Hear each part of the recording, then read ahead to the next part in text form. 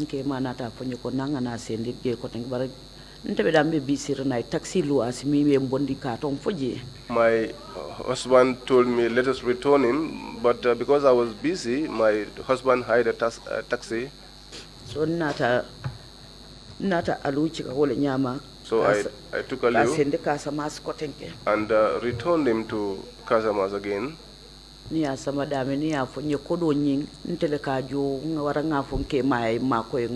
Wherever we went to, when we are charged, I either pay or I ask my husband to make the payment. We were there and someone requested for a ram. Not a landing call. I called landing. Amanda telephone. He did not pick the telephone. I called him again. And we communicated and I explained the issue to him. I said to him, Aliu is not feeling well. Said to me, where is he? I told him that he's gone to Casamas. He said to me, when he returns, you called me so that I could talk to him. So when Aliu returned, I called landing again. He did not pick up the telephone. I sent him a voice message, but he did not reply me. I sat down there, worried, confused. I called my son, Ibrahima. I said to him, Aliu is with me here, but each time I call his relatives to help me, they don't give me any assistance. So now Ibrahima called landing and said, okay, I'm going to speak with mother. So landing called me later. And I told him about the issue. I said to him, I have exhausted all my money because the healing process has taken a long time. This is the 4th year. I said to him, therefore, you have to assist me. He said to me, I am going to look into the issue, but I did not hear him. Aliu left home. He took his bag and went to Pipeline. He went there. I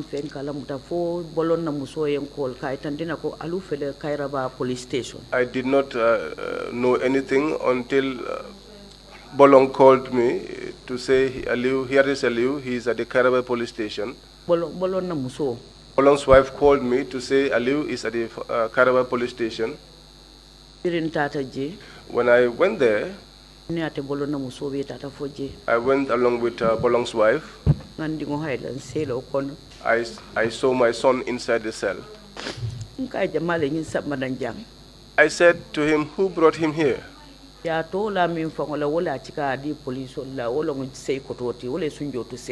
man that he was named after, he was the one who took him and handed him over to the police. I went to the SO at the station and said to him, this is my son. I said to him, but he is not well. But he said to me, he was brought here by these people and they said that there was a young girl there that he attempted to rape. He said that happened in their house. She said that she was lying down and saw this, my son standing over her. I said to them, well, this is what he does. Anyway, I cannot say that. I cannot disprove that.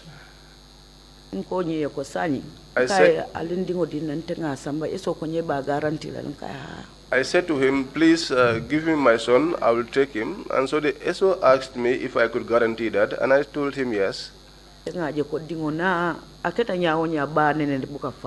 Because I see that no matter how a son turns out to be, he is never rejected by the mother. And my children, I brought them up in tears. So if I see that this is the way they turn out to be, I just hold on to God and take it in good faith. And I took him home like that. The next morning, even tomorrow, he has never called me to ask me how Aliu has fared so far. And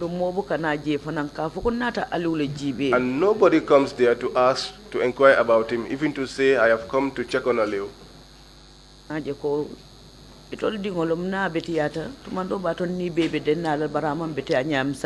I see to it that it is their son, and if he turned out to be a good chap, that was going to be good for all of us. But I'm thinking perhaps it's because of the way he is, that is why he's been left in that way. Because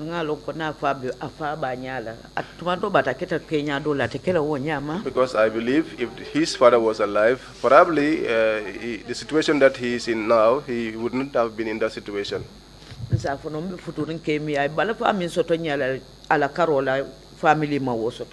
can say that the man that I am now married to, the kind of sympathy and concern he has for me, my late husband's family do not have that for me.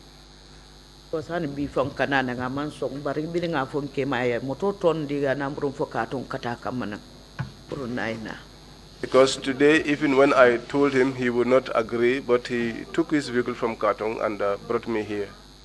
So that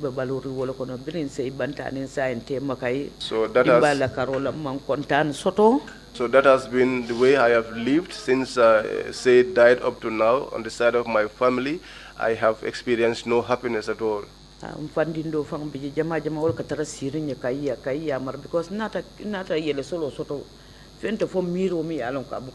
one of my uncles is the one that used to advise me from time to time. In fact, the worry has even made me to have high blood. He normally will tell me, whatever you experience in life, take it that it is destined by God. And so I take all my worries and return them back to God. So I take it that this is God's will for me. And where is Aliu? Ako Aliule. He is here sitting in the half-turn. Thank you, Mr. Chairman. I have no further questions for you. Ako inumbara, Mr. Chairman. Nyinin kardo tembulu selo la kudu. Thank you very much, Council. And thank you, Mbaya Demba. Sorry that the death of Jibril Say led them to so many difficulties for the family. Chairman le kadiya munyinon commission chairman oti ako inumbara bake ako nyinkira finally balafati ye toro mentaki nikuya animbata nyin sekunda dimba topoto nyato. We share your pain. Akombele denta ila dimingula. And I hope that things would ease them a bit more for the family. Ako abe aladani la nyinji ko soto ko fo ala sina kulu sono yandi dimbaya nyiye nyatondo. We thank you very much for coming to testify before the commission. Ako be numbara la bake pruison ta yana sede yaro la commission nyati lingula jang. And to share these difficult stories with the commission. Pro inin commission e deng nyim ku ko lemula ko be numbara la wala ye hammo men sto pour kana nyim bankero la jang. Does any commissioner have any question to ask? Ko fo commissioner lu mo be ko no men be nyinin kar kala. Commissioner Carr, you have the floor. Commissioner Carr wala kan nyinin ka. Commissioner Carr, I just want to ask, what is Aliu doing now? Aka alafta nyinin kala Aliu be mune ke kan sai ngabe mune to. He's not doing anything. Each morning when he wakes up, he takes his bath and the things he likes, those things that will stabilize his mind. Janinte kata marseto firo lanka atayar sanga na ningal da sama kododi. Before I go to the market to sell, I used to buy attire for him and give him his money for breakfast. Because So that when he does those things, he will be calm and not be roaming around. Because when he goes out, people begin to look at him, and that used to cause me pain in my heart. I know that this is God's will. Grade 11 day, I'm on 12 seat. He is not doing anything. He stopped at grade 11. He is not started the grade 12 exams.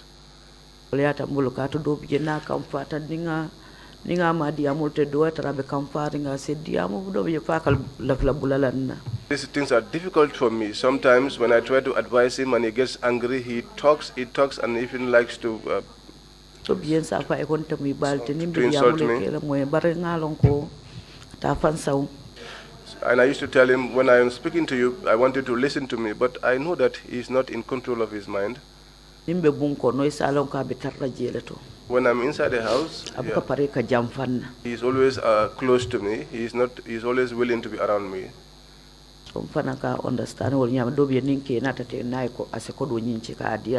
So I used to understand him in that state. And sometimes when my husband comes in, he takes money and gives to him. But in a day, I spend almost about $80 on him just to get him the things that he likes. Just to make sure that he's stabilized and he's seated at one place. And that's what I do.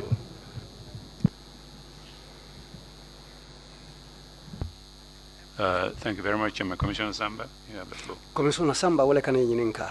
Hello, Commissioner Samba, wale kana diamuye. Bomma, nke yininka le fo Jibril Seydunga amam sota ni menden tabaki limfakilin laba. I want to ask you whether Jibril Sey does not have people that he's come from the same father and mother with. There are. Abije akoto kefula bije. There are two of his older brothers. They are there. Akoto muso do muso bijang. The younger sister is there. Ala mo fulem ko keni muso fana betama dulaning imama muso. Two of his relatives, man and woman, are outside traveling, and the grandmama. Okay, nkame nyininga ila nyindim fulol doron Jibril Sey o drone sota la dunia balwo ko. I want to ask you whether these two children are the only children that you had with Jibril Sey in his whole life. Yes, these are the only two children he has, Ibrahim and Aliu.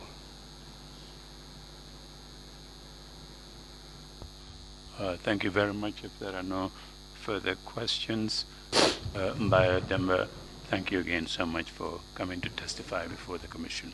Chairman ko al nimbara bitun nyinin kardo mam tara commission la karola abe muru la kota ke jayi ke numbara Mbaya Demba. We will now take a break until 12 noon. That's okay, Council, is that okay? The next witness. Except that I wanted to interpose another witness, Jibril Sey's brother, just for the purposes of putting in documents showing the efforts the family had made to trace his fate and whereabouts, to find out his fate. Fine, that's okay with me. Council you want to do that now? Yes, I can do that. Council ko alafta Jibril Sey bakilin fakilin do natila pour kaytolu men ye nati ye katolu men ke Jibril Sey ko ma pour ka kalango long alafta kaytol le fanalu yitan la ke tonya yandi wala na alafta Jibril Sey do ma do natila pour tenten asi inasi diam. Mbaya, thank you very much. Akombaya inumbara bake. Thank you, sir. Mr. Chair, I now call Mr. Omar Sey, please. Mr. Witness, Mr. Osha, kindly get the witness. Mr. Omar Sey, please.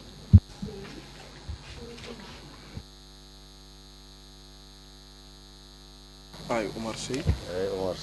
Do swear that. Omar Sey. I'll speak the truth. The whole truth. And nothing but the truth. So help me God. Thank you.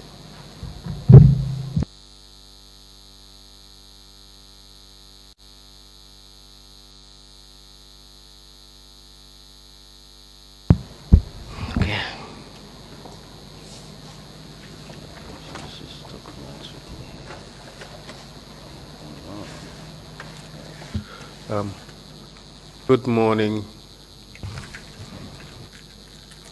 Morning. Mr. Say. Yes, please. Thank you very much for your willingness to appear before the Commission at very, very short notice. Thank you. The purpose of calling you is to put into the record documents that you have, which shows the efforts of your family to establish or find out the fate and whereabouts of late Lieutenant Jibril Say, and also the efforts of your family to secure or to collect his entitlements from the government of the Gambia, a government that he served for several years. Are you able to do that? Yes, please. Let's first establish your identity. What is your full name? Omar Say. Mr. Say, please allow for a few seconds before you respond to my questions. I would also do the same so that there's no overlap in our speeches. You understand? Okay. What is your date of birth? 22nd February 1956. 1956. 56. What is your relationship with Lieutenant Jibril Say? He's my younger brother. Of the same mother and father? Yes. Where do you live at the moment? Pipeline.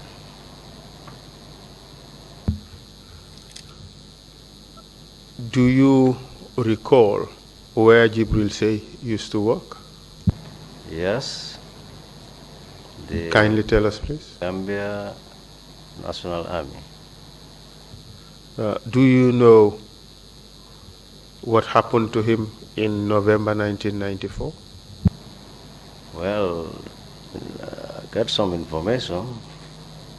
Could you speak up a little bit, please? Or you draw the microphone closer to you? Okay.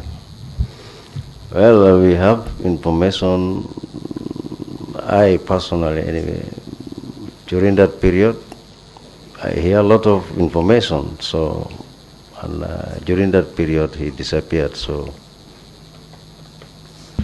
We understand that the family went to the newspapers to find out what happened to him, to make a claim that he was missing. Are you aware of that? Yes, please. Do you have documents with you showing what efforts your family made to find out what happened to Jibril Say? Yes. Do you have copy of Point newspaper dated 28th November with you? Sorry, excuse me. 28 November 1994, Point newspaper.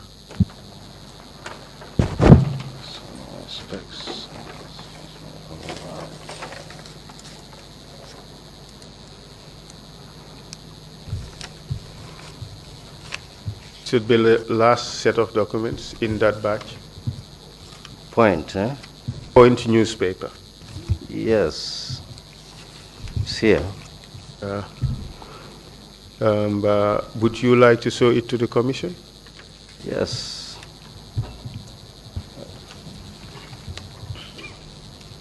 And also Daily Observer newspaper, dated. Point. This is the Observer. Dated 7 December 1994.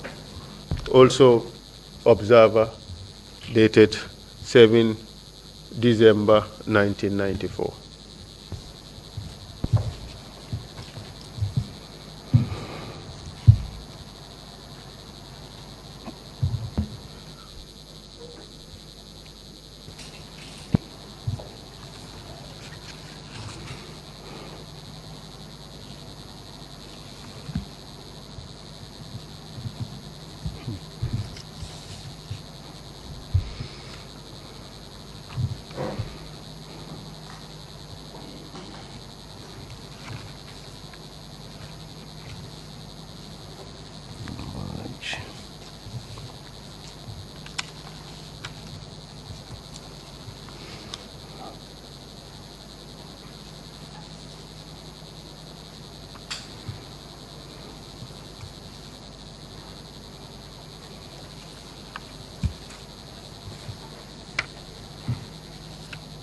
Mr. Chair, while the documents are being shared, I would ask that the two documents be admitted into the record as Exhibit 32 and 33. Sorry, 33 and 34. Request granted. While the documents are being examined, Mr. Say, the first document, Exhibit 33, which is a Point newspaper of Monday, November 28, 1994, has 3 sets of photographs. The first one with the person in military uniform, there are the words under it, "The Lieutenant Say," and the other 2 photographs, you have the names Yama and Pasey at the Point's office. Could you kindly confirm or let us know who these people are when the documents come back to you? Okay.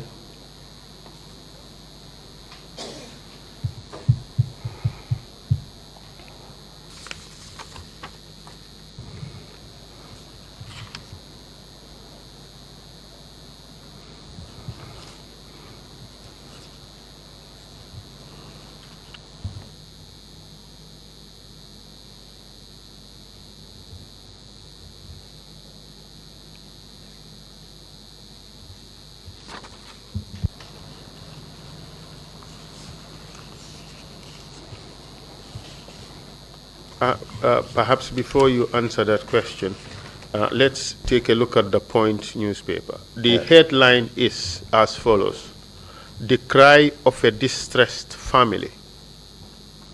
Where is our son, Lieutenant Jibril Say?" And that claim was made by a Pa Ibrahim Say. Do you know who that person is, Pa Ibrahim Say? Yes, he is my father. And of course, the father of the late Lieutenant Jibril Say, correct? Correct. And the photograph to the left of the paper with the words under it, "The Lieutenant Say," who is that person? Pardon? Photograph to the left. Yes. Who is that person? Okay, my younger brother, Jibril Say. Jibril Say, in military uniform. Correct. And the other picture on the right with 2 individuals, who are they? My father and my other sister, younger sister, is in America. In this newspaper, your family was asking for information as to the whereabouts of Jibril Say, correct? Correct. I just want to read out a bit of what is contained in the paper. The second row, first paragraph says, "The family strongly disagrees with the statement made by the Minister of Interior and AFPRC spokesman, Captain Sadibu Haidara, as reported in the Point of Thursday, November 17. In that report, the minister was quoted as having said, among other things, the coup plan had leaked. We were alerted and ready for them. One of the plotters, Lieutenant Say, was killed on the spot at Yundum, where the fighting was brief," unquote. That is what the minister said to the Point. And your father is alleged to have said as follows. This is on the next page, the 4th row and the 3rd paragraph. It says, "My son was not at the scene of fighting," insisted Pa Ibrahim Say, who lives in Banjul. And it went on to say, "I wondered how my son could have been killed at Yundum on Thursday night, as stated by Captain Haidara in an interview to the Point." And then the last row in that paper, it shows on the 3rd paragraph as follows: Pa Ibrahim Say complained, quote, if there is transparency, let someone tell me where my son is, where he's been for the last 2 weeks. He went to Yundum Barracks on Sunday 13th to find out about his son, but all in vain. Both Lieutenant Sey's mother and sister have also never ceased trying to locate him, but with no success. Does that really capture the truth about what happened? Correct, exactly. Thank you very much, Mr. Witness. And Mr. Chair, Exhibit 34, the Observer newspaper of December 7, 1994. Take a look at it. The headline is Lieutenant Sey died in shootout. Is that right, Mr. Witness? Correct, yes. And the sub-headline says, it says Lieutenant Sey died in shootout, maintains AFPRC, rejecting Lieutenant Sey's father's claims. That's the headline. And there's a photo of then Interior Minister Captain Sadibu Haidara. I'll just read out the first row. Yes. It says, quote, the AFPRC has maintained that Lieutenant Jibril Sey was killed in the shootout of November 11 military push. The council spokesman and Minister of the Interior, Captain Sadibu Haidara, in his first exclusive interview with this paper yesterday, totally rejected Lieutenant Sey's father's story in the Point newspaper that his son did not die in the 11 November early morning shootout at Fajara and Yundum Barracks between dissident soldiers and AFPRC loyalists. That is essentially what is captured in this paper. Yes, exactly. Thank you very much. You believe, of course, that the statement issued by the government was a lie? Definitely, serious lies. Serious lies. Your father petitioned the president at the time, Lieutenant Captain Yaya Jammeh. Are you aware of that? Correct, yes, I am aware. And do you have letter dated 29 March 1995, please? 29 March 1995 from Alhaji Ibrahim Sey, addressed to the chairman AFPRC State House Banjul. Yes, I got it. It's here. Can you produce that to the commission, please? Yeah. Perhaps we should just produce the set of documents, the entire set of documents, and then I'll go through them one by one. The first document is the petition to the chairman AFPRC of 29 March.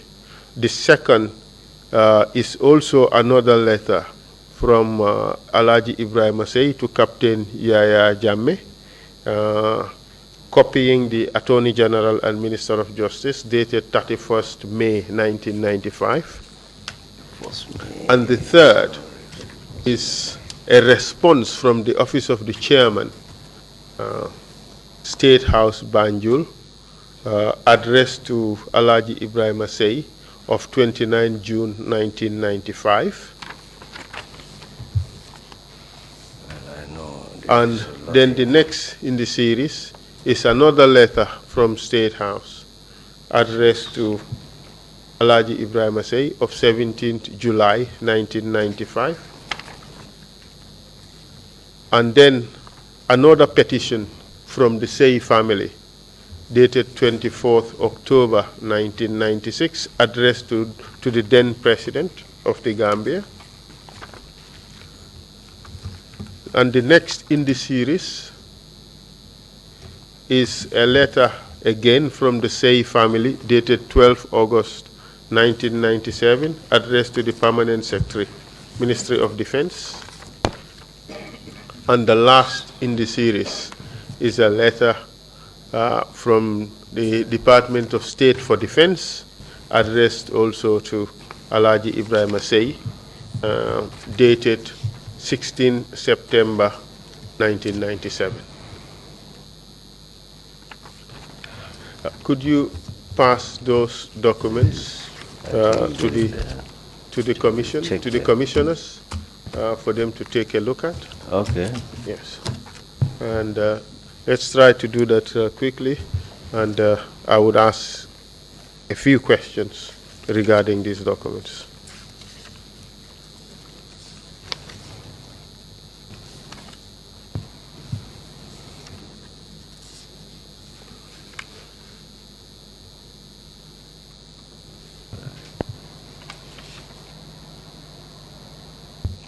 And Mr. Chair, if you're satisfied with the documents, we would ask that they be added to the record as exhibits 35, 36, 37, 38, 39, and 40. Request granted, Demba Council. Much obliged, Mr. Chair. In that regard, the letter to the chairman dated 31st May 1995 would be exhibit 36. The response from the office of the chairman dated 29th June 1995 would be exhibit 37. And the letter from the chairman dated 17th July 1995 would be exhibit 38. And the letter from Alaji Ibrahim Sey to the Ministry of Defense would be 39. And the letter dated 16 September 1997 would be exhibit 40.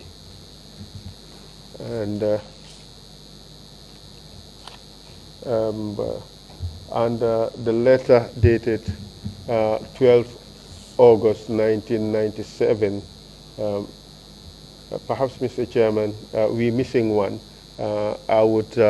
We would give you the correct numbering of the exhibits when we have the chance to look at them again. We're missing one, so we would give you the correct number later. Thank you, Mr. Chairman. Thank you, Council. Yeah, I realize these documents came just very late. Yes, they actually arrived do take your time and less than an hour ago. Adjustment. That's right. The numbering. Indeed. But we would give you the correct numbering later. Yeah. Thank you very much, Mr. Chair. Yes. Could you give the first document dated 29 March 1995 to the witness?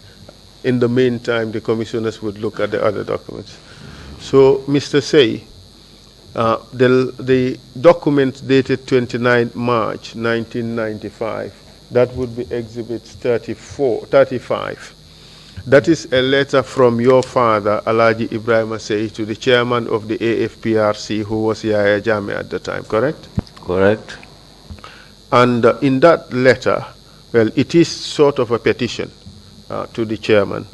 And in the first paragraph, your father said as follows, quote, "When I heard Captain Sabali spoke over the radio in the early hours of the morning of 11th November 1994 concerning a coup attempt, I strongly believe that my son was not involved." Next paragraph.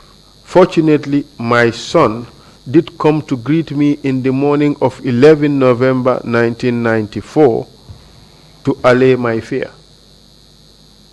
I was happy to see him after Captain Sabali has already declared that the coup attempt has been crushed and that some soldiers had their lives sick. That should have been, and some soldiers lost their lives." Oh, yeah.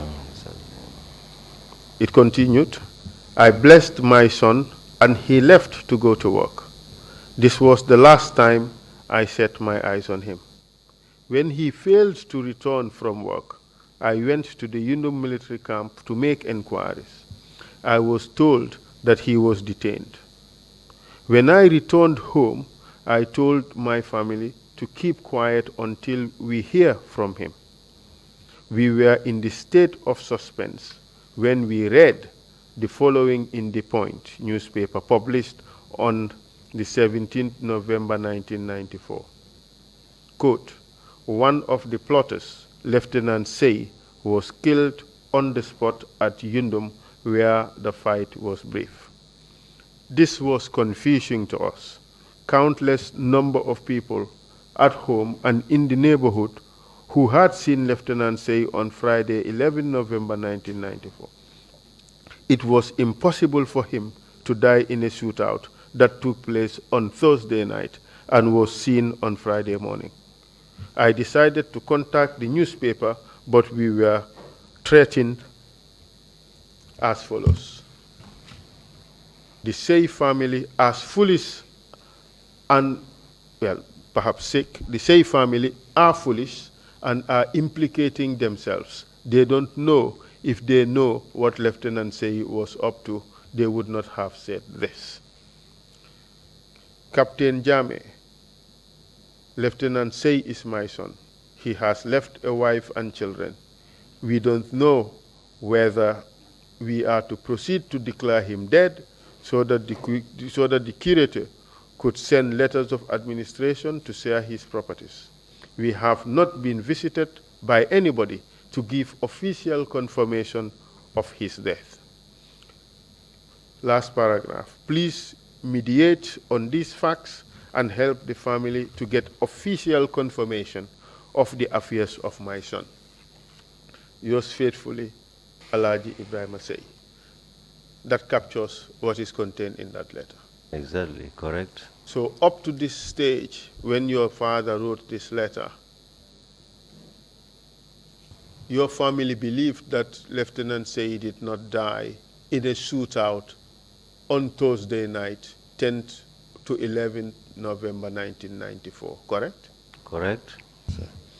Of course, the other letters dealt with the correspondence between your family and the government about the fate of Lieutenant Say, and also a petition to recover his entitlements from the government.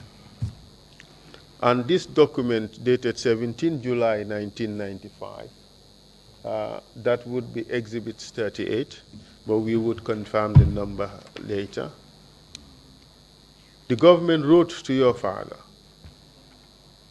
and this is what it says. It's short, and I would read it into the record. Subject, petition on Lieutenant Say. Please refer to your petition letter addressed to H.E., the Chairman of the Armed Forces Provisional Ruling Council and Head of State, dated 29 March 1995, and the confidential memo reference MD/C/P/351/ in bracket open 8-0GS brackets close, dated 7 July 1995 from the Permanent Secretary, Ministry of Defense. Next paragraph. I am directed to confirm that Lieutenant Say is dead. Full stop. D.O. Jata for Secretary General. You confirm that's the letter? Yes, correct. That's all it says. Yeah. I confirm, or I am directed to confirm that Lieutenant Say is dead. Exactly. That's all it says. Yes, yes, exactly. Thank you very much. And the last letter I would want you to look at is the letter dated 16 September 1997. Also addressed to your father, Alhaji Ibrahima Say. Yes. With the caption, on late Lieutenant Say's entitlement. This one too is a one-paragraph response, and it states as follows, quote, I write to inform you with regret that your appeal for the payment of what you regard as entitlements to late Lieutenant G. Say from the services of the Gambia National Army is not approved. Permanent Secretary. That's all it says, doesn't it? Exactly. So up to this moment, apart from one line confirming that Jibril Say is dead, and one paragraph showing that your demand for entitlements of Jibril Say be paid is not approved, you haven't received anything from the government? No, nothing, absolutely. How does that make the family feel? Very bad. Very bad, because I mean, what happened and what they have been saying, and now things are coming to light, you know, people are coming out saying what happened. So, I mean, we also are referring these things to what happened by then. And the information they were passing to the family, it was lies, just lies they were telling the family. Because what happened, they never tell the fact to the family. Thank you very much, Mr. Witness. No further questions. Thank you very much, Mr. Say, for that very impromptu call to you to come and testify before us. Thank you, Counsel. If there are no questions, we would take a 30-minute break and they come back. But, oh, sorry. My apologies, Imam C, you have the floor. Umar, dama lay laaj ndax yegoon ngeen feebaru Aliou. I want to ask you if you were aware of Aliou's sickness. Wow. Yes. Ndax def ngeen ci dara? Did you do anything? Wow. Yes. Ndax wér na ndax mu ngay faju ba léegi? Is he well or is he still undergoing treatment? Well, affaire Aliou num deme. Aliou's issue, the way it is going. Aliou nit ñi dañ ko doon dimbale waaye Aliou ci mujjee si. People were helping Aliou, but in the end. num demee daal neexut rafetul daal anyway nu mujjee rafetul. because ci Aliou ci ron famille bi la nekkoon famille bee ko toppatoo ba mu em num em nii. It ended. Aliou lu nekk lañ ko doon defal schoolinam bi yëpp famille bi moo ko toppatoo lu nekk famille bi moo ko toppatoo ba bu mu ponkalee ba mu commencé liggéey sax man maa ko dugal si liggéey Aliou man maa ko dugal si liggéey. waaye Aliou dafa am yu mu commencé woon di def lu nga xam ne ñu ngi ko doon waxal ba pare dañ ko bëggoon a dimbale sax de kuñ ko tuddee moom si boppam kuñ ko tuddee kooku suma rakk la Aliou moom lañ ko tuddee kooku demoon na ba pare ko dimbale ñu try nañ lu nekk. afa moom moment bu nga xam ne dañ ko bëggoon a yóbbu pour check Aliou pour seet médical yi da you know du affaire sëriñ yi ak yooyu leen de waaye yóbbu ko lopitaan seet la na jot Aliou actually ci biir loolu la Aliou daw dem ñëwaatut fekk Aliou bu malaani toomam moo ko paroon a yóbbu pour dimbale ko pour seet Aliou la na ko jot because manière am yu mu doon def ci mujjee si daal manière yi du manière yi correct daal ci biir kër gi foofu man maa ngi woon ci kër gi man dëkkuma ñoom ci kër gi waaye dama dee dem di ñëw soo su ma ñëwee dama dee dégg xibaar yu bari Aliou manière am yi foofu soo man sax ci mujj si ma ne leen ma ne yóbbu leen Aliou si psychiatriste you know ñu seet Aliou daal am na lu ko dal waaw ñu Aliou dafa tuux lii dafa tuux la wala bente yóbbu leen ko xëj na tam du loolu xëj na laal na alali jàmbur because léegi da ngaa gis lu nekk ñu ngi ko wax affaire yi ay jàmba yi le ak waaye fekk xëj na mun naa am because Aliou ci mujjee si dafa dëgër boppa dafa dem génn ci biti balaa moo ñëw fekk ni tedda dafa ñëw di ñaay kër gi di wàcca di dugga ci biir kër gi Aliou amul luñ ko waxaloot famille bi te ñu ko doon dimbale sax ñu ko doon dimbale moom magam yëpp a nekkoon ci kër gi afterwards magam bu góor googu wel jékki-jékki rek moom sax bu mu dem tàggoowut kenn dafa jékki-jékki rek baak wee yi le rek ama ban moromam te moom sax mu ngi doon liggéey moom magam boobu leen ci suma ron la nekkoon man maa ko doon ñoom yëpp maa ngi leen doon dimbale man after bu mag bi demee moom Aliou laa jël def ko ci place am waaye affaire bi dum demee dafa ñanga de ba pare confusion moo fa nekk because Aliou lu ko dal kenn xamut ay sëriñ yi Aliou bente wérut lu ñu wax si Aliou yóbbu nañ ko fii yóbbu nañ ko fale waaye bente Aliou wérut soo ko gisee sax xam ne wérut soo ko waxal lu la wax ak yow lu nga wax sax soo bente dañ ko war a dimbale waaye ñun bala ngaa mun a dimbale nit ki tam nga gis ko nga xam nga. I think maybe we should cut it at this. We are going too much into some family issues. Yeah. And perhaps we don't want to get involved in. No, that's precisely the point. I was just trying to see when I can interrupt. Thank you very much for that information, and I do hope that the help that the family needs would be coming later on.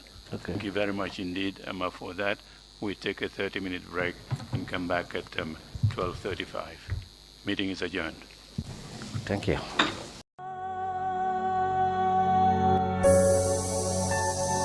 Council, are we ready with witness? Yes, good afternoon, Mr. Chairman. Good afternoon, all. We have a witness waiting. I hope this would be a not too long-winded a witness. We just want to deal with a discrete issue, just one issue with him. I hope it would not last more than an hour, but we will see how it goes. Thank you.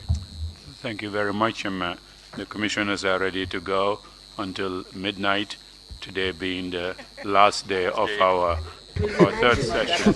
So if you are ready, the commissioners are ready, we will go until midnight. I am sure that in that case they would go it all by themselves. Thank you very much, Mr. Chairman. We are here to support you, and we would do all it takes. Thank you very much, Mr. Chairman. Thank you very much. You are providing splendid support. Thank you so much for that. I knew you would not abandon us. Can you kindly bring in the witness, please? Mr. Chair, as the witness is getting ready to come, I will just do a little bit of yeah, he's here, but perhaps before he is sworn in, I can just put in the documents that were to be put in the last time, the exhibit numbers. Okay, yes. So the letter dated 29 March 1995 would be exhibit 35. And the letter to the chairman dated 31st May 1995 would be exhibit 36. And a response from the office of the chairman dated 29 June 1995 would be 37. Letter dated 17 July 1995 from office of the chairman to Alhaji Ibrahima Sey would be 38, exhibit 38. And letter from Sey family to President Jammeh dated 24 October 1996 would be exhibit 39. And letter from the Sey family to the PS Defense dated 12 August 1997 would be exhibit 40. And last but not least, the letter dated 16 September 1997 from the Department of State for Defense to Alhaji Ibrahima Sey would be exhibit 41. Thank you very much, Mr. Chair. Thank you very much, my witness. Sorry, we're just doing a bit of housekeeping before your testimony. But please continue, counsel. Can you kindly swear in the witness, please? I, Ahmad Jangom. I, Ahmad Jangom, do swear that I will speak the truth. I will speak the truth, the whole truth, and nothing but the truth. and nothing but the whole truth. So help me God. So help me God.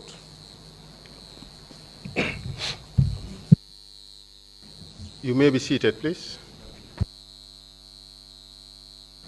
Mr. Witness, thank you for appearing before the TRRC. Like we would do with most witnesses, we would advise them that it is a criminal offense to lie before the TRRC. It is also a criminal offense to lie on the oath. Do you understand? I understand very well. Thank you very much. That is not to say that we expect that you would lie, no. I will but not. This is just a warning that we would generally give to witnesses of serious fact. Yes, sir. Thank you very much, Mr. Witness. We expect you to testify mainly about one important episode. Okay. That is events that happened in a house that you were ordered to guard sometime in 1995. But that aside, we would want to know who you are and how you came to be given those responsibilities. So we'll ask questions along those lines. Yes, are we together? Yes, sir.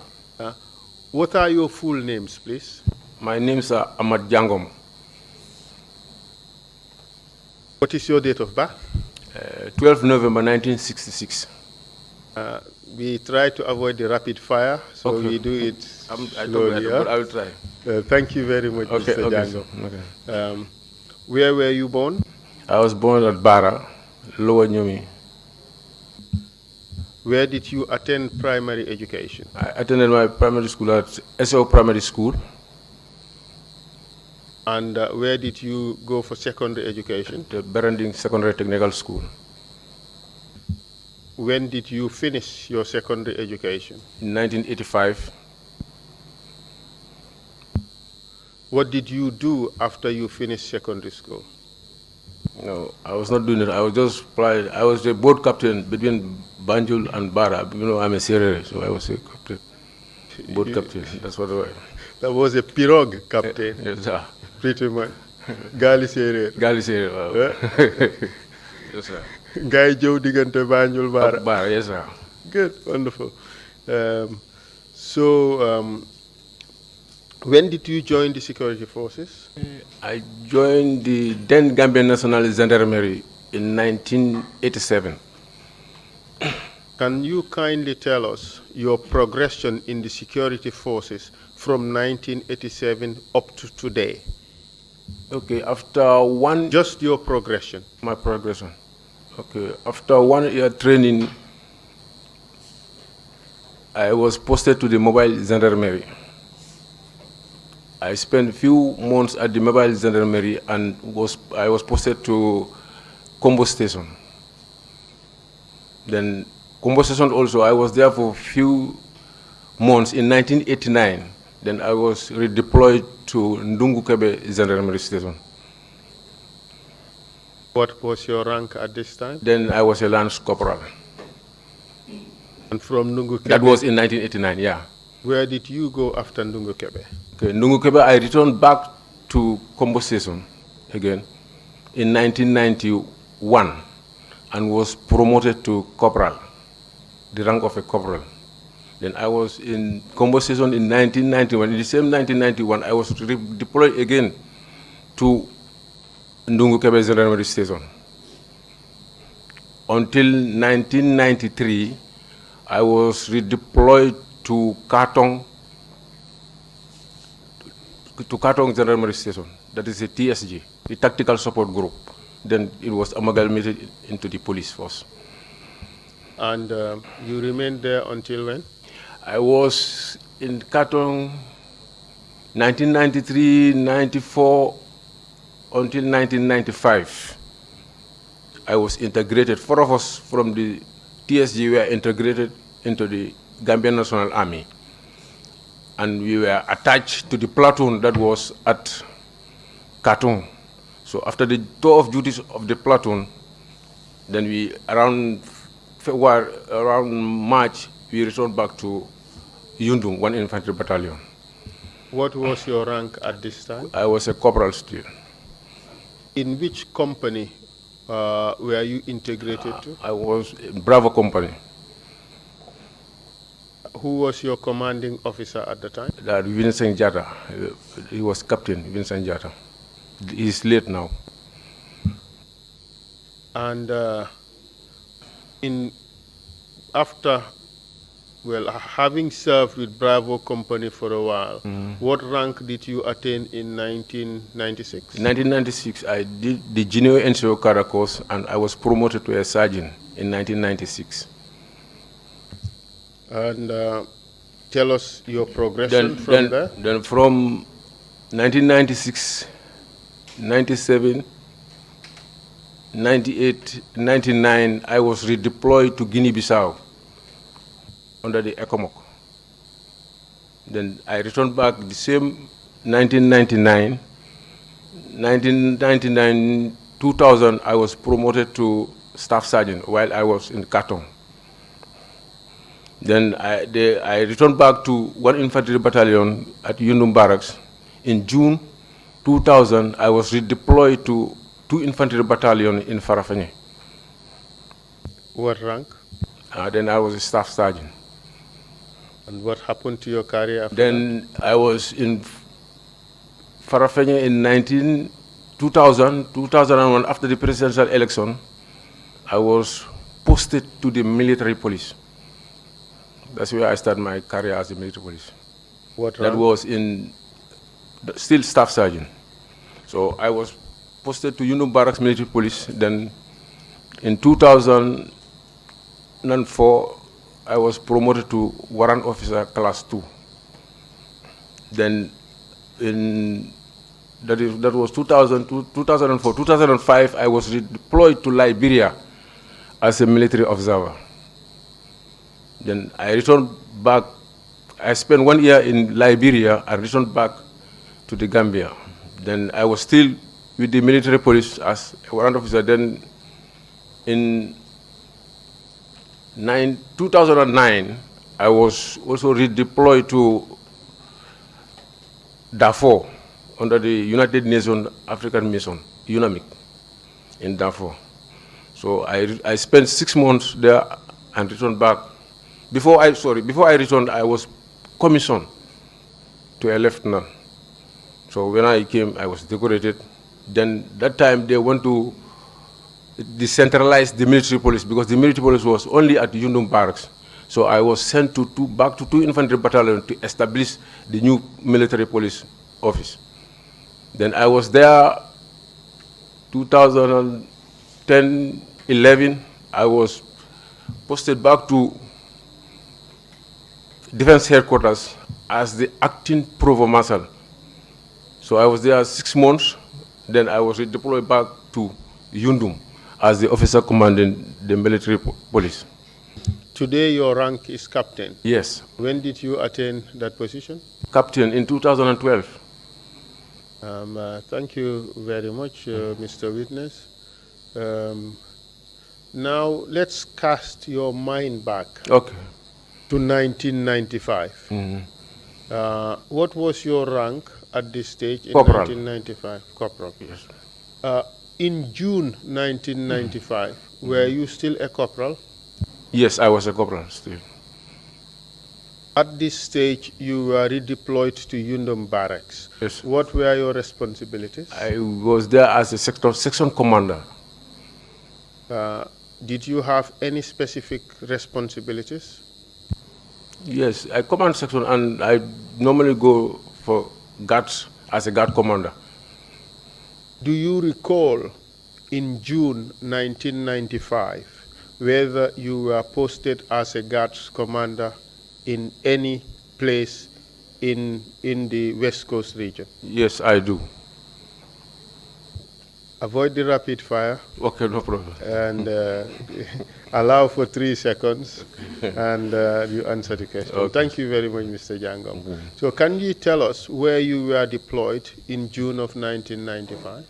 I was deployed at Captain Yankuba Trace Compound. Then he was the Minister of Local Government and Lands during the AFPRC government. Where was that house located? At Kersering, I could recall. You mean Kersering in the West Coast region, right? Yes, sir. And that would be around Senegambia area, yes, wouldn't around it? yeah.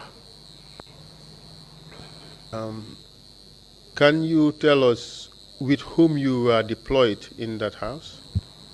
Well, I was deployed. We are 3 in number, but I cannot remember the third person because I was new to the unit and I was not familiar with those. But I could remembering Lai Bojang. Lai Bojang, what is yes, his full name? He was a private, Ablai Bojang. Is he known by any other name? Yes, he was popularly known as Lai Tuluba. Lai Tuluba. Yes. And Tuluba, what would that mean? Big yes. If I could, big yes, yeah. And do you know where he resided or where he is from? From Birkama. And you said there is a third person who you cannot recall. Yeah. Okay. At this stage, were you the only 3 members of the army who were posted at Yankuba Toure's house? As guards, yes. But are there other soldiers working there? Yeah, his orders and his drivers they are there. Can you tell us who these people were? I could remember one Corporal Ndur, now he's a warrant officer class 1. Then I could remember one Mendy, Ensa Mendy. Okay, step by step. Okay. Ndur, driver, do you recall his full name? Lamin Ndur. And what was his rank at the time? Then I think he was a private soldier then. You mentioned another person, Ensa Mendy, you said? He's a private soldier also. He was orderly to the minister. Can you describe him, Ensa Mendy? Ensa, he's not that much tall. He's a short guy. Small build, not a small guy. In those days, I don't know. I last to see him since 1995. Is Ensa Mendy the same as the third person you could not recall? No. These are 2 completely different individuals. They have different preferences. The third person you couldn't recall was a guards officer. Yes, guards officer. And Ensa Mendy was an orderly. Orderly so to the 2 different people with 2 different jobs. Yes, sir. Correct. Do you know of any other orderly who was attached to Captain Yankuba Toure at the time? Yes, there was one Esba. He was accused in the 2006 coup d'etat. Then he was sentenced by court martial 25 years imprisonment. But later he was pardoned. He was released. But I learned that he's late now. It's Esba. He came from the same area with Yankuba Toure. At this time that you were stationed at Yankuba Toure's house, correct me if I'm wrong. Okay. There were 3 guards. Yes. 2 orderlies. 2 orderlies. And a driver. 6 personnel from the army stationed in his house, correct? Yes, sir. So while you were asked to guard at Yankuba Toure's house, did anything unusual happen there? Yes. I could remember one day when the... Please take it slowly. Okay. There is interpretation, and we need to get exactly what you're saying. Okay, sir. Thank you very much. Whilst I was on guard there, one day the chairman of the AFPRC, Captain Yahya AJJ Jame, was traveling outside the country. To where? Do you know? No, I don't know where he was going. Do you know what but he was going outside the country. Do you know what the mission was about? No, I didn't know. So then... Can you proceed, please? That very day, the minister, Captain Yankuba Toure, left to the airport to see him off. Then later in the night, he called me. He said... Who called you? Sorry, Who called you? Sorry, Yankuba's wife called me and told me to come and answer a phone call. What is the name of Yankuba's wife, if you recall? Mami Minte. Proceed, please. Let me come and answer to the call. So I went inside the sitting room and took the phone, and it was Yankuba on the line. He said, "Guard Commander." I said, "Yes, sir." He said, I'm sending my vehicle back home. There is a birthday party at Captain Edward's residence at Cape House. Captain Edward who? Singate. Proceed, please. So then I'm sending the vehicle. When he come, you pick my family, drop them at Captain Edward's house. After dropping them, we also had an information that there is a boat that is coming into the country with arms and ammunition. So what you will do is, after dropping my family, then you be in civil dress and go on patrol at the beach side, alongside the Fajara beach side. As a result of that order, what did you do? So after I dropped the family, so I briefed my men as to the order I received from the minister. Then I dropped the family at Edo's residence. After dropping them, slowly, please. Okay. After dropping, when you said you briefed your men, yes, as to the order, yeah. Who are you referring to? My guards. How many of them? 3, plus me 2 guards. Yeah. And that would be who? Lie. That lie. Tuluba. The other one I can't recall. That's right. Yeah. Did you discuss this with any of the orderlies? No. I don't discuss with only my guards. So, in which vehicle, or how did you transport the family? The vehicle came. Yankuba's vehicle came back. Driven by who? Lamin Nur. And tell us how it happened, or what you did after Nur arrived. Yes, when Nur arrived, then I get the family inside the vehicle, then take them to Bakau. When you say the family, who are you referring to? Yankuba's family, the wife and the children. Do you recall how many children? No, I cannot. I didn't count them, but some of them were sisters to mommy. Then how old were they was at the only time? 2. How old were they at the time? All of them, they are juveniles. They are not that much old. Very young girls, yeah. So what did you do with them? So I took them and dropped them at Edu's residence. Who is Edu? Edu was Singer's resident. Then he was the vice chairman of the AFARC. And where exactly did you drop them? Cape House.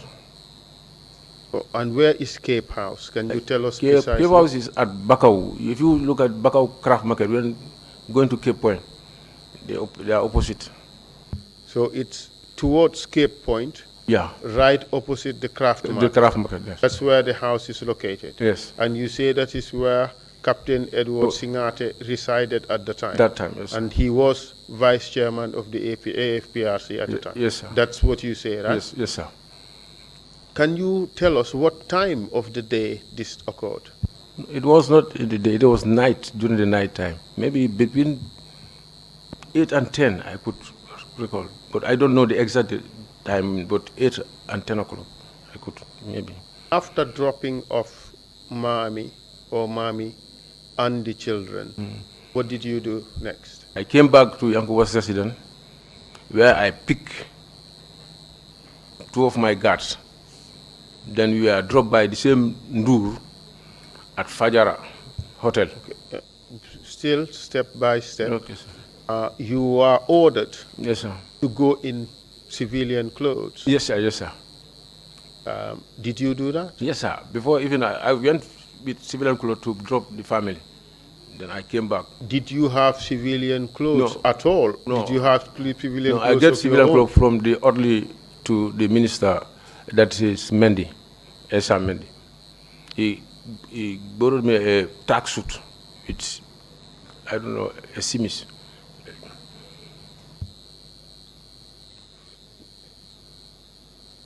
If you had gone in military uniform, would you have forgotten that fact?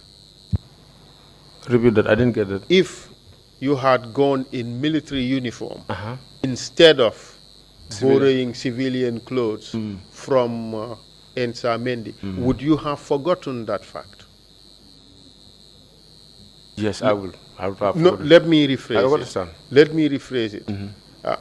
Is it possible for you to forget that you in fact went in military uniform instead of civilian clothes. Is it possible for you to forget that? No, no, it's not possible. That is your testimony? Yes. So you said you borrowed civilian clothes from Esa Mendy. How about your two other colleagues? Also, they borrowed them. Could you say again? They also get civilian clothes from the resident. And you change into civilian clothes? Yes, I will change into civilian clothes. Because that was the order. That's what Yankuba told me, that you will change into civilian order so that you can go on patrol. What happened to your weapons? Weapons, they are locked inside the house. You left all your weapons behind? Yes, sir. And then what did you do after that? So we were dropped. Then we went down the... Who dropped you? Ndur.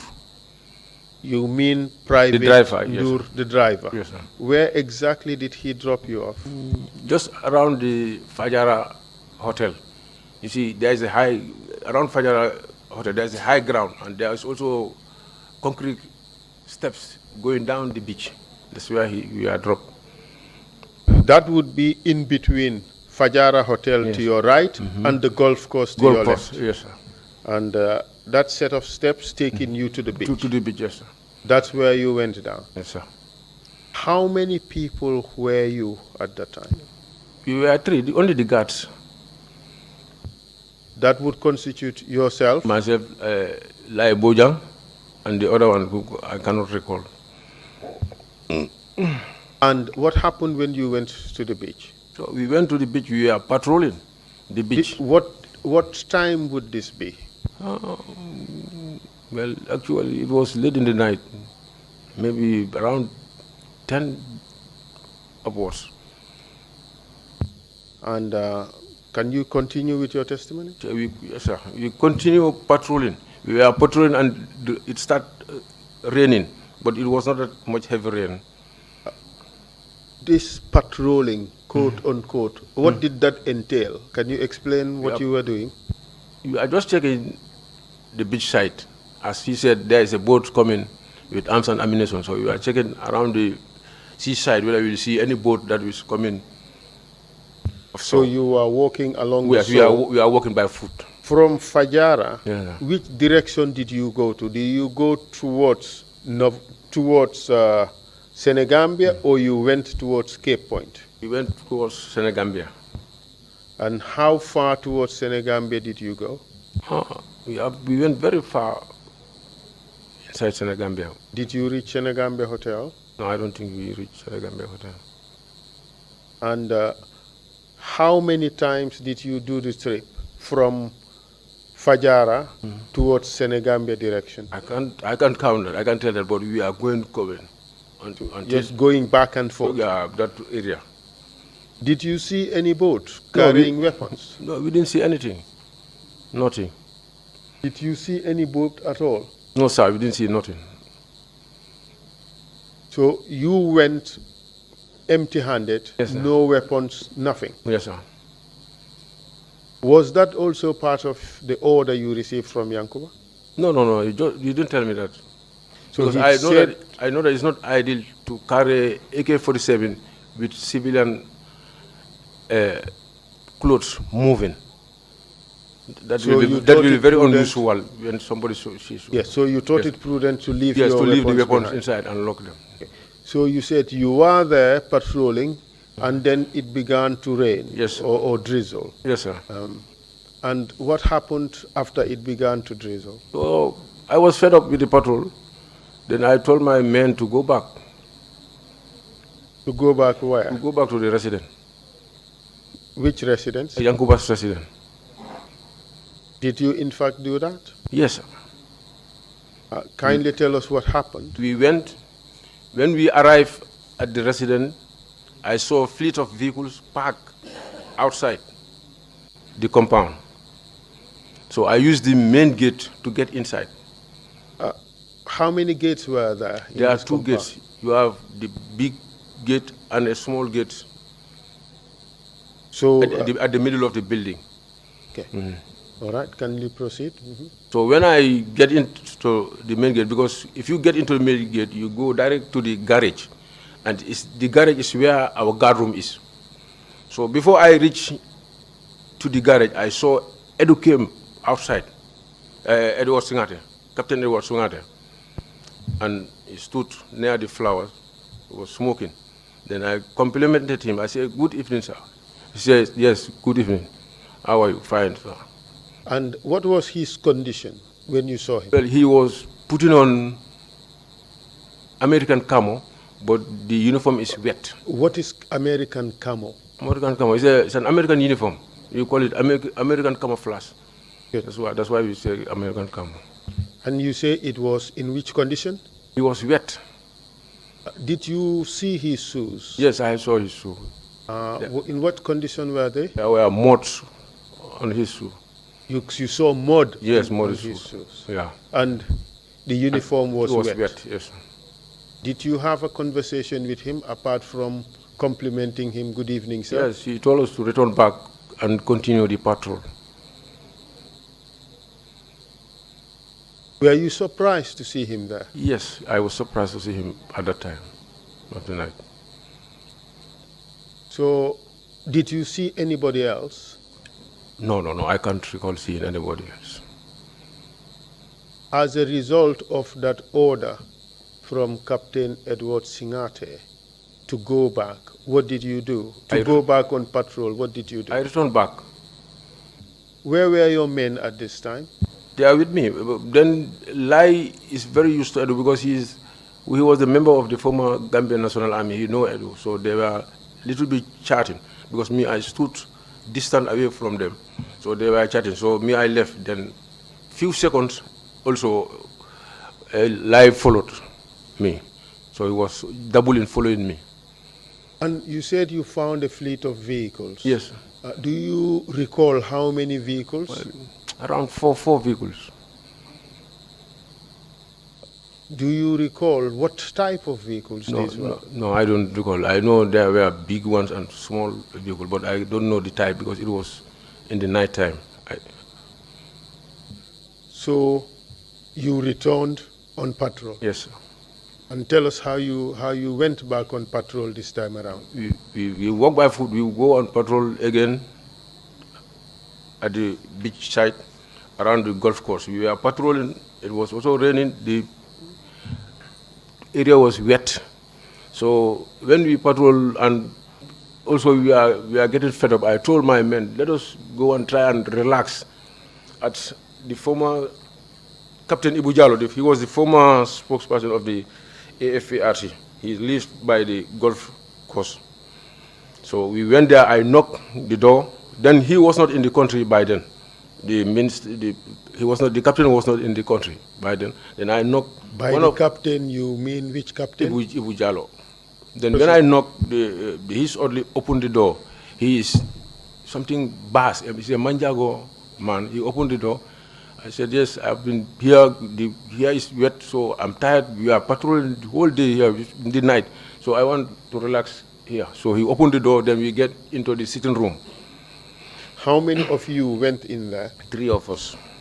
That would constitute who? Myself, Ablai, and the other one, I can't remember. And what did you do there? Then we were sitting down watching screen. There was a screen. We were watching movies. Until even me, I slept on the sofa, big sofa. Then later I woke up very late at night. Then I told my men to return back to Yankuba's residence. And then? Then we returned back. And what happened when you arrived there? When we arrived, there was no vehicle, nobody seen outside. So we carry on with our duties.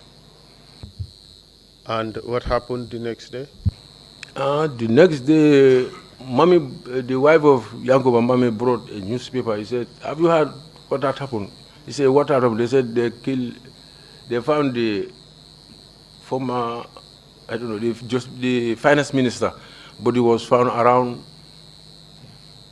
Jambanjeli or Jambur in the bush, in his Mercedes Benz, and his body was burned down. Then we also I took the newspaper and I read the newspaper. And how did you feel when you read the newspaper? It was sad. Were you surprised? Yes, I was surprised, definitely. When you saw that, did you think back about what had happened previously? No, I don't think that, because by then there was no rumors about, until I heard from Freedom newspaper that this former spokesperson Ibu Jallo was saying that the minister was killed in Yankobo's house, but they fooled the guards. So that's the time my mind recalled that very particular day. Which minister? You said Minister of Finance. Finance, Korosisi. Yes. So when you read that on the Freedom newspaper, yeah, did you believe the story? Yeah, I believe the story. Why did you believe because the story? Because what had happened that very day. You believe it was correct that the guards were fooled? Fooled, yes, sir, I believe that. And sent away? Yes, sir. To create an opportunity yes, sir, for the murder to occur without a witness? Yes, sir. That is your testimony? That's my testimony. But how about the maids? There must have been maids in the house. Maids? Yes. No, no, they don't have. Those maids, they don't spend the night there. They will come and go. Maybe in the morning they will come, and in the evening they will go back home. So as at the time you left Yankuba's house on that fateful evening, going on patrol, there was no human being in the house?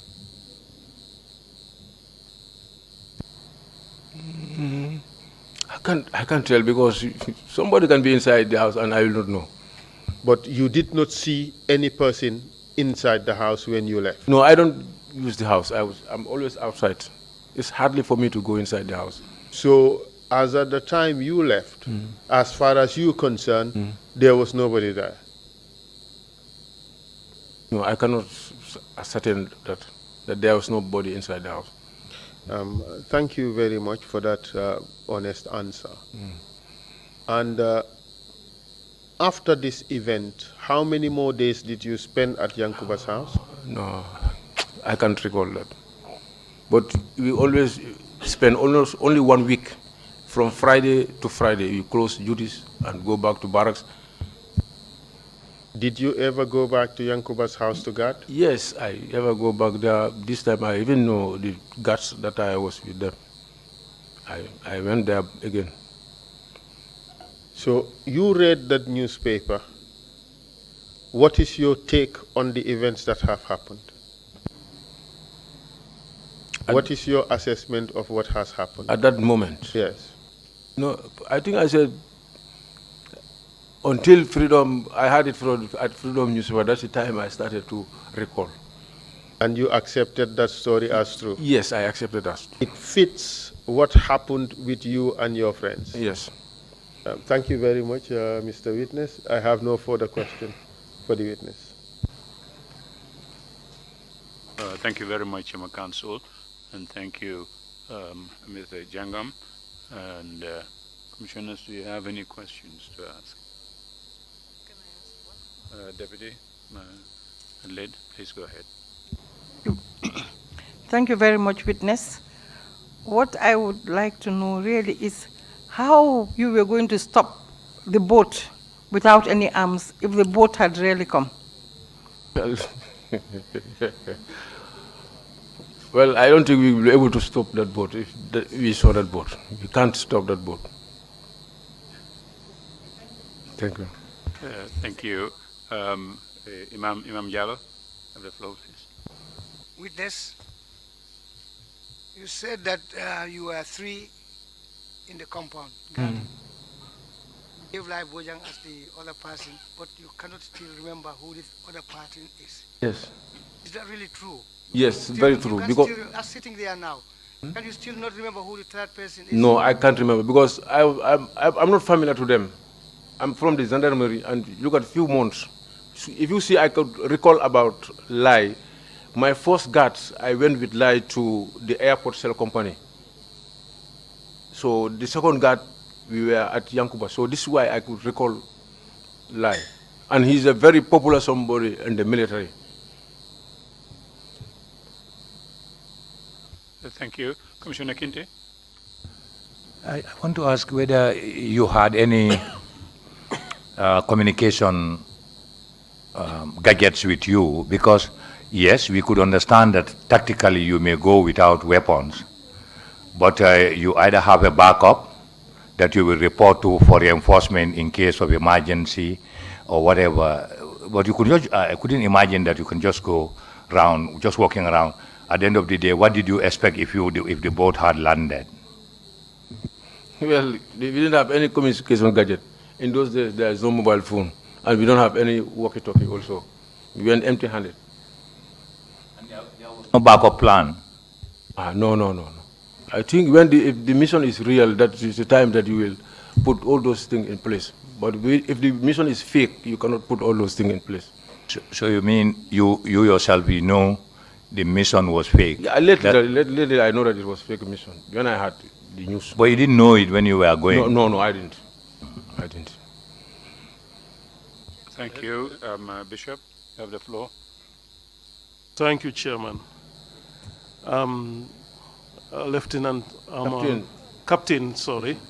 Captain Amat Jangom. Yes, sir. You were 3 guards that were posted to guard the house of the then minister, Yankuba Toure. Now, why were you posted there? To protect the minister and his family.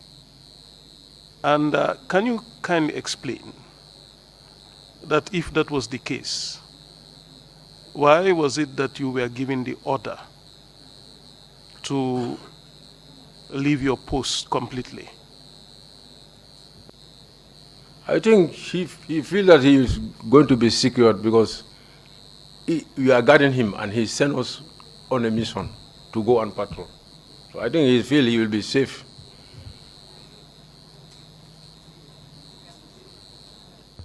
Thank you. Commissioner Jones, you have the floor. Captain, Lieutenant Ngala Dula Dola. I want to ask you something. Since Yankuba told you to go on patrol, when you went on patrol, when he returned, did you inform him about the outcome? When I came, I did not see him. Up to now, we've not discussed that issue. God knows that we've not discussed that issue since then. Thank you, Commissioner Jones. Commissioner Jones. Captain Jangom, you said Yankuba's wife showed you the newspaper article the following day in the morning. Yeah. When did the family return back to the house? No, I can't say that. Was it in your presence? They came back the morning after? No. In the morning I saw them inside the house, but I don't know the time they returned back. Thank you. Thank you. Thank you very much, Captain Jangom. Counsel, yes. We have another witness lined up for... we have another witness, but that witness would take a bit of time. So perhaps we would take our break now, and we will return after the lunch break for the testimony of the next witness, the last witness for the day. Wonderful. Thank you very much. Captain Jangom, thank you so much for agreeing to come and testify before the Commission. We appreciate it very much. Meeting is adjourned. We resume at 2:30. Thank you. Thank you, sir.